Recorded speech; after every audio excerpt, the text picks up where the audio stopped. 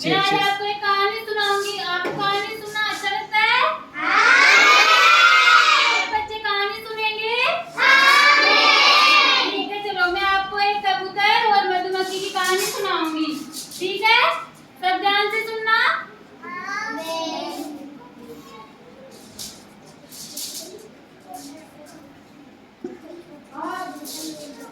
कई सालों पहले की एक बात है।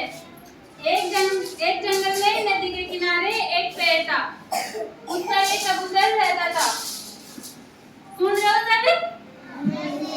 तो उसी जगह से एक मधुमक्खी गुजर रही थी, तो वो नदी में गिर गई थी और पानी में गिरने की वजह से वह डूब रही थी।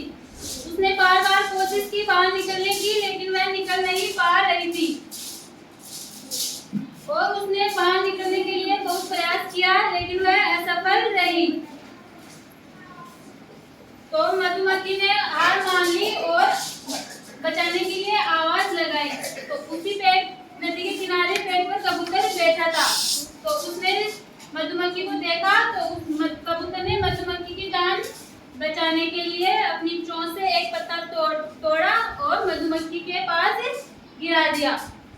मधुमक्खी पत्ते पर उठकर बैठ गई और जो ही उसके पंख सूखे वह उड़ गई। तो इस तरह कबूतर ने मधुमक्खी की जान बचाई। इसी घटना के कई दिनों बाद उसी पेड़ पर कबूतर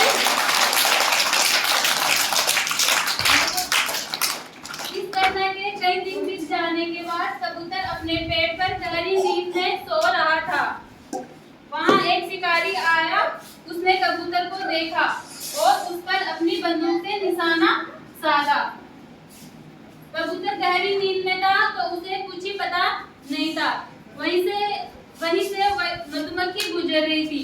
तो उसने देखा कि इसी कबूतर ने अपनी जान बचाई थी।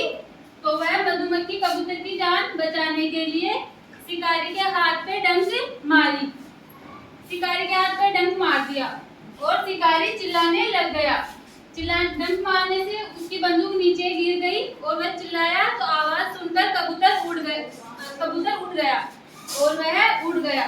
तो इस कहानी से हमें यह शिक्षा मिलती है कि हमें दूसरों की भलाई करनी चाहिए। हम दूसरों की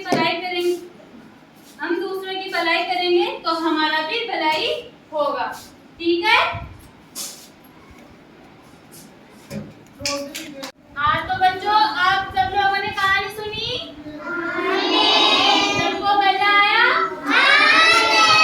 ठीक है, चलो अब मैं एक बच्चे से खड़ा करके पूछूंगी कि उसने क्या क्या सीखा, उस कहानी से हमें क्या शिक्षा मिलती है। ठीक है, अंकुश बेटा खड़ा हो।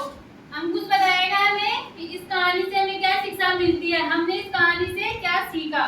बोलो बेटा। दूसरों की मदद करना। ठीक है, हम सभी को दूसरों की मदद करनी चाहिए।